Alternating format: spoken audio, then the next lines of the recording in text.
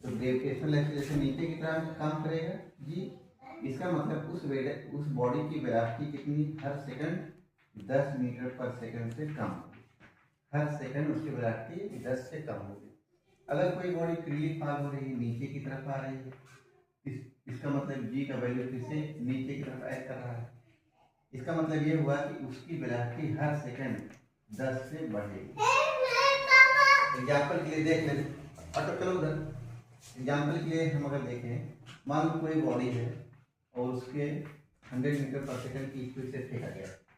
मान लो एक बॉडी है, उसकी वेलोसिटी 100 मीटर पर सेकंड से फेंका गया, तो कितने सेकंड बाद इसकी वेलोसिटी 0 हो जाएगी? सिंपल सी बात है, अगर हर सेकंड वेलोसिटी 10 से कम हो रही है तो 10 सेकंड के बाद ये वेलोसिटी हमारी 0 हो जाएगी, राइट। इसका मतलब 10 सेकंड के बाद इसकी वेलोसिटी 0 हो जाएगी यहाँ।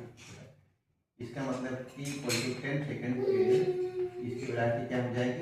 0 हो जाएगी। इस तरीके से मान लीजिए किसी बॉडी को फ्रीली फॉल कराया जा रहा है, v = 0 है, तो पूछा जाए कि 1 सेकंड बाद उसकी वेलोसिटी क्या होगी? t = 1 सेकंड के बाद उसकी वेलोसिटी कितनी होगी? 10 सेकंड होगी, क्योंकि हर सेकंड वेलोसिटी 10 से बढ़ेगी, नीचे की तरफ बॉडी आ रही है। क्यों बढ़ेगी? क्योंकि ग्रेविटेशनल एक्सीलरेशन कितना है हमारा? 10 मीटर पर सेकंड स्क्वायर। इसका मतलब है कि वेलोसिटी हर सेकंड 10 से बढ़ेगी या तो घटेगी। अगर ऊपर से नीचे आ रही है तो हर सेकंड 10 से बढ़ेगी। तो 10 सेकंड बाद इस बॉडी की वेलोसिटी कितनी होगी? 10 सेकंड के बाद इस बॉडी की वेलोसिटी होगी 100 मीटर पर सेकंड। अब एक सेकंड में कोई भी क्वेश्चन कर सकते हैं।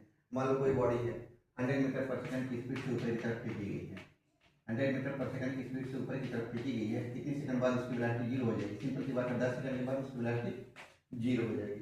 इस दौरान कितनी हाइट को ट्रेवल करेगी? h = ut - ½ gt² लगा सकते हैं। ओके, फाइनल वेलोसिटी कितनी होगी? 0 होगी।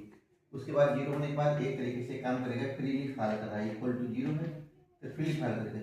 फिर से 10 सेकंड बाद इसकी वेलोसिटी फिर से वही हो जाएगी जो जिससे फेंकी गई थी, 100 मीटर पर सेकंड।